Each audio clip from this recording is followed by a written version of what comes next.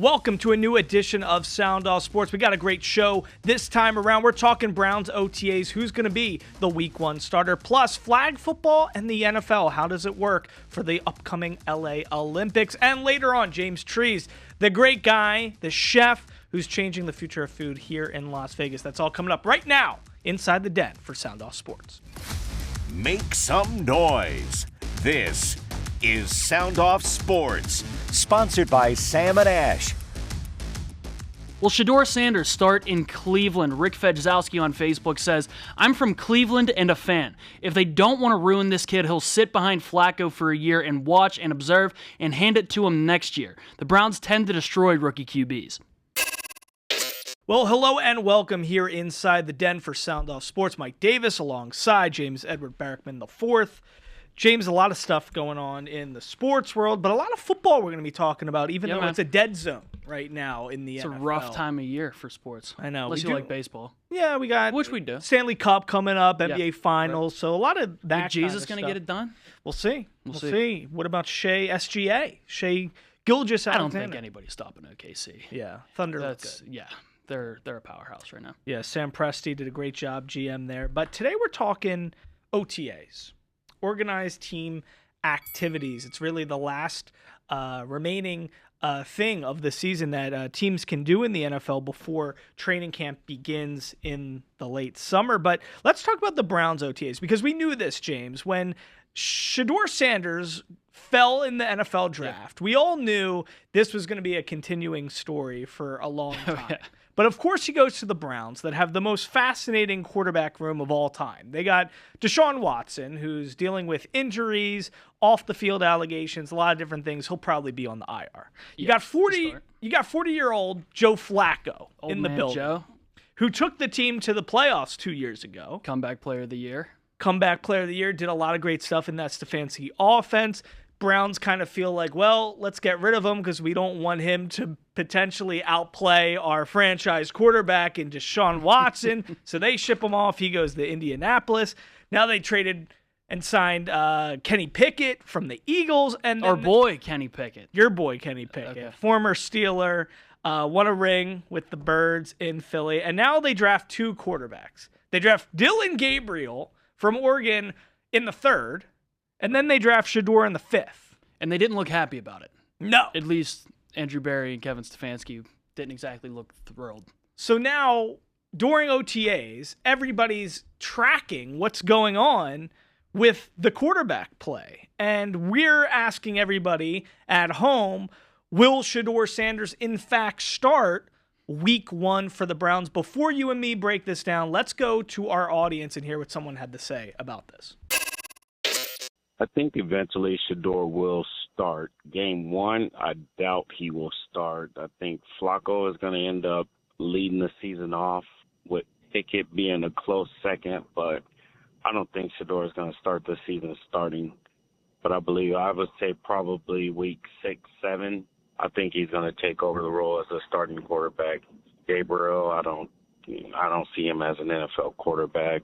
And Pickett, he's had his chance in Philly and in Pittsburgh. So I think they'll go with the old reliable, trusted veteran starter with Flacco, but Shedeur will eventually start. All right, great call right there. So I agree. I think Shedeur's ultimately going to be the guy at the end of the day. The funny thing is there's a lot of noise coming out of Cleveland because Joe Flacco got a little bit of flack. Flacco got flack for saying that he really wasn't going to try to mentor these younger players. Being 40 years old, he caught a little flack for that. Albert Breer from Sports Illustrated. I think a lot of people take that out of context. Right. And you got to listen to the whole answer. And Albert Breer spoke with him a little bit further about it, and he basically said, listen, I'm entering my 18th season. I'm 40 years old. For me to get off the couch, it's because I love playing football. I'm competitive. I have this newfound appreciation being an older guy, an old head, feeling like I get to play in the NFL. This is pretty cool. So it's not that he's not amenable to helping younger guys. It's just not the reason for him playing. Right. His sole purpose isn't to be their guide, their teacher, their mentor. He's there to win and compete and play football right now. Now, that's not to say that he doesn't want them to learn from him. He's going to go about his business like the professional that he is. And if they pick up on his habits, then that's a great thing. But his first priority isn't being a teacher. And this isn't like one of those issues in the quarterback room where we had Favre doing what he did to Rodgers and Rodgers doing what he did to Jordan Love. This is not one of those things. It's just Flacco's in a different mindset. And it's a great article. You should read it because he talks about, similar to Brady, how even getting older, sure, he's not the 28-year-old he used to be, but he feels he's improving in different ways because of what he knows about the game. But we asked everybody at home really what's going to happen with this team. The fascinating thing is, I think it's a decent roster. You still have Stefanski in the fold. We saw what Flacco could do at the quarterback position with some weapons. So now you got new rookie running back. Quinshon Judkins might be a stud. He could be a stud, you know. We saw the type of career and season Njoku had when Flacco was in the fold. There are pieces there. Judy's coming off a great year. Yeah. I think I agree with that caller. I think eventually Shedeur will take the starting job. Where that happens, I think maybe after their bye week, around week 9, week 10. I think he's going to go into the season probably competing for the number 2 spot behind Pickett. I don't know if Dylan Gabriel's going to make the roster. See, I think Pickett's going to I think it'll either be Pickett or Gabriel, but I think ultimately Pickett will take that spot from Gabriel. Yeah, it'll be interesting to see. The question really becomes if Flacco doesn't play up to the standard that they're anticipating or expecting for him, if there is, in fact, that drop-off, maybe then Shedeur does get the ball. And the fan base and the media, we're going to be pounding the table for Shedeur Sanders all season long. And you look at the early part of the Browns' schedule, it's not easy. Yeah. So if they're losing games, we might see Shedeur Sanders sooner rather. Yeah, I think it's just unlikely that a 5th-round pick starts off the season, so it's probably going to be Flacco. Guys, coming up after a short break, in the den, we have the great chef, James Trees. You know him. You love him. You love all his spots. He's coming in to talk about a lot of different things, especially his new place here in Vegas, Bar Bohem. Will Shedeur Sanders start in Cleveland? Mary Beth Medic on Facebook says, only time will tell. Too early in the process to even think about. Our early schedule is brutal, so I imagine they'll start with Flacco or Pickett.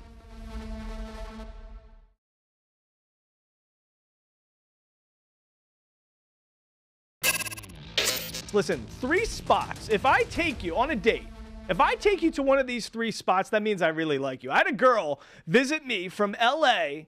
just last weekend. Where did I take her? I took her to Tivoli Village to go to Al Solito Posto. But 3 spots: Esther's Kitchen, Al Solito Posto, and Ada's. And now there's a 4th. And the guy responsible for all of this, one of my favorite culinary masterminds, the guy who's the face of Las Vegas when it comes to food, Mr. James Trees is here with us inside the den for Dry Heat. This has been a long time coming. We've done stuff on TV before, but I needed to get the full conversation with you. How are you doing? How is this 4th spot that I was alluding to just opened? It's called Bar Bohem. Am I saying this right? I'm from New Jersey. I don't have a lot of class. Bar Bohem? I'm from the east side of Vegas, so I don't have a lot of class either. Bar Bohem is our French restaurant, and our little cocktail bar is actually called Le Petit Bohem. And that's just a little offshoot to the side. It's a separate building, and we do like beautiful French cocktails in there, little bites of food, and then we have the French restaurant that just opened about 4 weeks ago. Okay, so now I'm so excited. We're going to get into your whole story, but if there's one thing that I can compel our audience to try, and the reason why I love this man so much is, listen, I love bread. I love gluten. I have an Ashkenazi Jewish stomach, and I still love bread. That's how much I love it, because I probably should not be even consuming gluten. But your gluten is the best gluten on the face of the earth. Okay, let's just break this down, because I've read articles. I know there's a new type of gluten because of the French element here that we're going to be excited about. But let's go back to the 3 initials. Esther's Kitchen, right? Not just the pizza, but this sourdough that you can buy. You guys were giving this out for free during the pandemic. We were. That's how good you guys are. But sourdough, baked daily, fresh, with all these accoutrements, with the garlic, anchovy, butter, all these different things you can put on the side. So you got that. At Al Solito Posto, you got the focaccia. Yeah. It's fun to say. It's fun to eat. It's like that tall. It's delicious. It may even be better than the sourdough.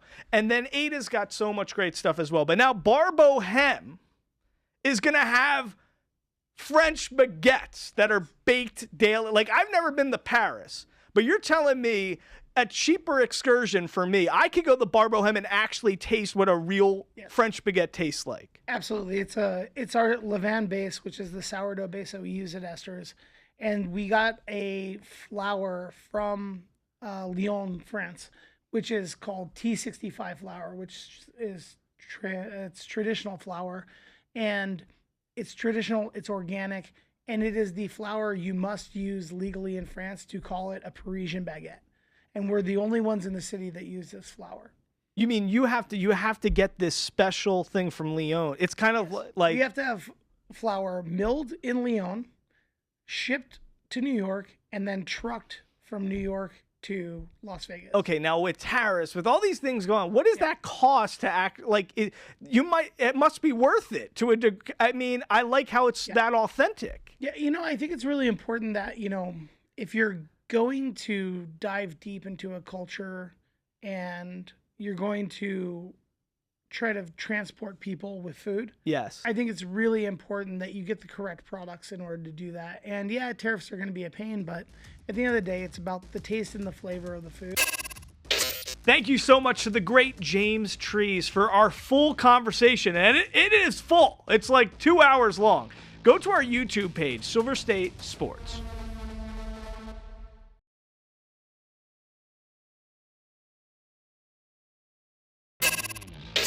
Well, I have to be honest. When I got into this business, I did not anticipate that I would be talking about flag football.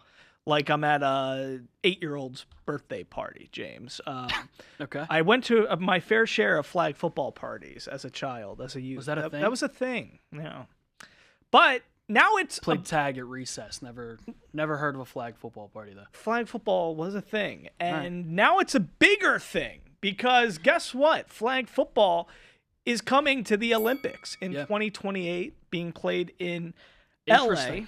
We asked a lot of people at home, who should represent USA football, flag football, at the 2028 Olympics. Can you kind of break down, James, for our audience, kind of the noise that is surrounding this issue? Because Travis Kelce's involved. There's a famous, if you could say famous, flag football player, or a substantial flag football player. He's the face of flag football. Which is saying not a lot. It's not saying too much if you're the face of flag football. He's the face of Team USA flag football. What's his name? So his name is Housh Doucette, I believe is how you pronounce it. So he is the star quarterback for Team USA flag football, and he is 5'7", 140 pounds. So soaking wet. Yeah. And you look at some of his highlights. Yeah. And I was doing that, getting ready for the show today. He's pretty good. He couldn't play in the NFL. No, I mean he's 5'7", 140 pounds. You've seen Blue Mountain State? Yeah, the show. Yeah, there's an episode where there's a donor's son who's 5'0", 100 and nothing. He's playing scout team and he's hitting the quarterback, hitting star players.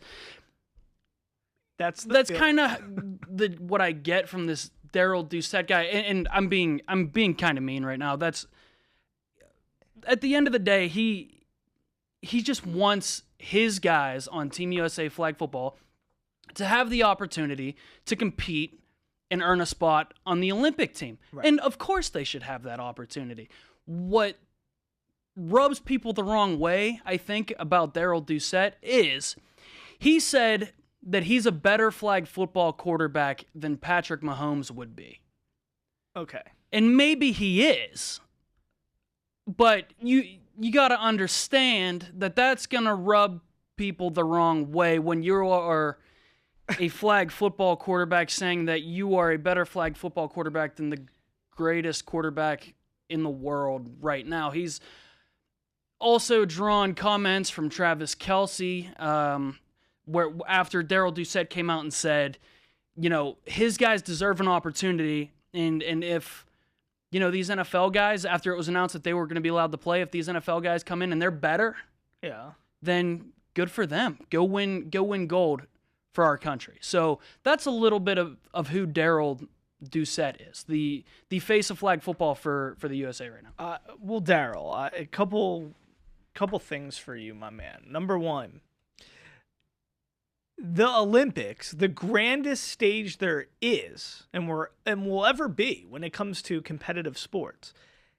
This is not going to be an opportunity to showcase flag football USA. I'm just telling them. Like, there's going to be a lot of NFL players who are going to want the opportunity to win a gold medal. It's never been achievable for them before. And to me, this isn't like apples to oranges. Flag football and football are strikingly similar. I mean, it's a speed-driven sport. How could this guy think he's any better than Patrick Mahomes at playing quarterback in any universe? This is so strange to me. It's like, of course Patrick Mahomes is going to be a better flag football quarterback. How could he not be? The only difference is instead of wearing pads, he's got flags on himself, and the only way he can get tackled or the play's over is if he throws an incompletion or somebody grabs his flag. I will acknowledge that tackle football and flag football are different games. However, at the root of it, flag football is still a speed-driven sport.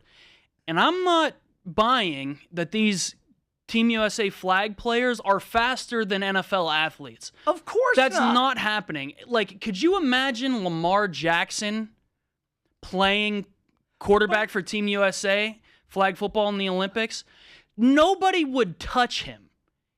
He would be like a ghost. Nobody would even get a hand on him. Tyreek Hill. I mean, I'm thinking of all the guys that would be tremendous at this sport. It's just puzzling to me that he would think that this is even a competition. Now, there should be competition. They should absolutely have their opportunity, and that's all he was saying, right? And I'm never going to knock a guy for betting on himself and having confidence in himself and wanting his guys who have been here building this sport for the last however many years, for them to get an opportunity to play in the Olympics. They absolutely should.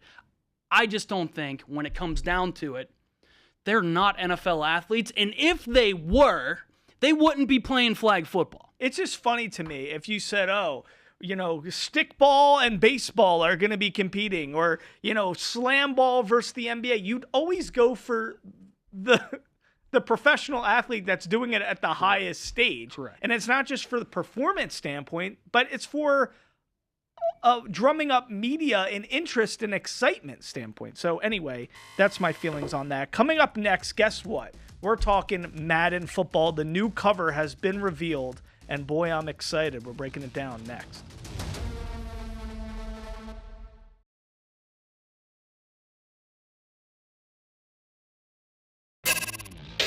Well, the cover for Madden 2026 has been revealed, and of course, it's my main man. One of the loves of my life, I would say. In that same realm with Jennifer Aniston, it's the great Saquon Barkley. James, I love this man so much. Of course, his first year with the Philadelphia Eagles, coming from the New York Giants, he becomes the 9th player in NFL history to reach that mark of 2,000 yards. Absolute monster season. With all the memorable moments, winning a Super Bowl trophy, the run against the Rams in the snow, all these different highlight moments. Yep. Perhaps the best of them all was the backwards hurdle, something nobody has ever seen before. It was stuff out of a Marvel Avengers movie, frankly. He did it, of course, against the Jacksonville Jaguars. Of course, people were going bananas on social media. In the Kelly Greens. In the Kelly Greens.